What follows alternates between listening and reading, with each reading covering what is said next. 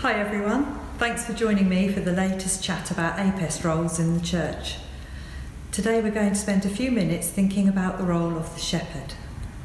At Lighthouse we believe in a culture of care, but what does that look like in these uncertain days?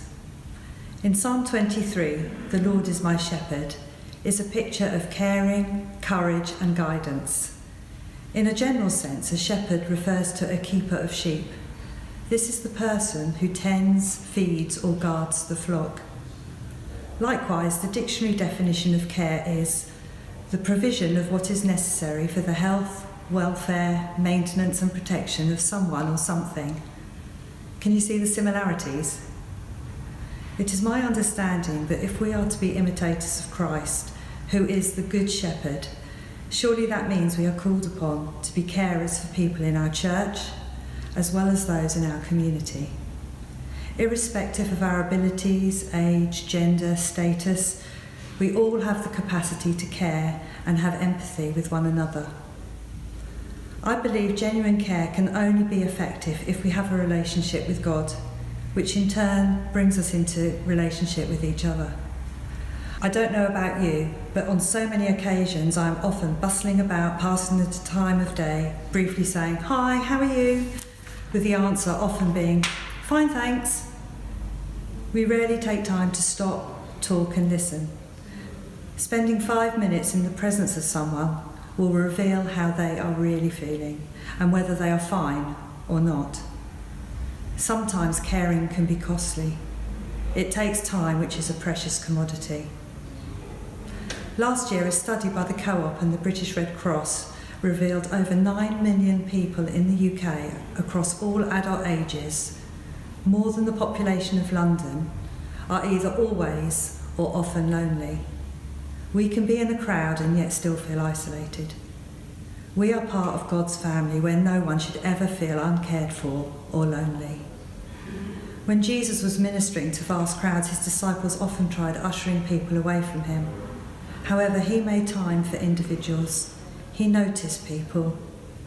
In a church setting, it can be difficult to integrate with everyone, but we all need to take responsibility to look out for each other. Jesus showed us that investing in people matters. As family, let's turn this unusual, surreal time into an opportunity to show God's love in unexpected, genuine ways to each other. But let's spread it out to our neighbours and let them know that they matter.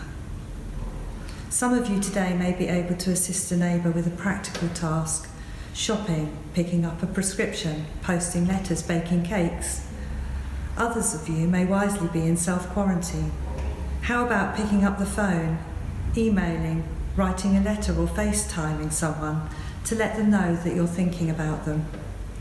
It's often the little gestures in life that can make a big impact. Proverbs 12:25 says, "Anxiety weighs down the heart, but a kind word lifts it up." Right, getting back to my original point about the shepherd. A shepherd is brave and courageous and defends the flock. Are we brave and courageous? If the truth be known, I wouldn't say I was at all that. We are frail. It is the Holy Spirit that turns our weaknesses into strengths, and in so doing equips us to tackle life's challenges. With media attention focusing on COVID-19, many people I meet are understandably feeling scared and worried currently. Besides this outbreak, people around us are facing hardships in many areas of their lives. We need to demonstrate in various ways the love that God has for them through the way we respond to them, by caring for them. As God's children, we are not exempt from such trials, but we are instructed not to be consumed by them. Joshua 1:9 is a great encouragement to us. "Have I not commanded you? Be strong and courageous. Do not be afraid, do not be discouraged, for the Lord your God will be with you wherever you go." These are incredibly powerful words of hope and promise. We need to make a conscious decision to trust God. We are not to be slaves to fear, because it says in Romans 8, we are conquerors. In summary, We care for people because God cares for us. Many of us are in an unprecedented period where we may have more time on our hands than usual. Let's use this time wisely to support each other in practical ways, but also in prayer. Max Lucado, the Christian author, says, "If you feed your faith, fear will disappear." I would like to encourage you to focus on this verse from 2 Chronicles 7, verse 14. "If my people who are called by my name will humble themselves and pray and seek my face and turn from their wicked ways, then I will hear from heaven and I will forgive their sin and will heal their land." God is working and he can be trusted. Continue looking out for each other and be filled with God's peace and grace as you do so. Thanks for your company. Keep safe and well.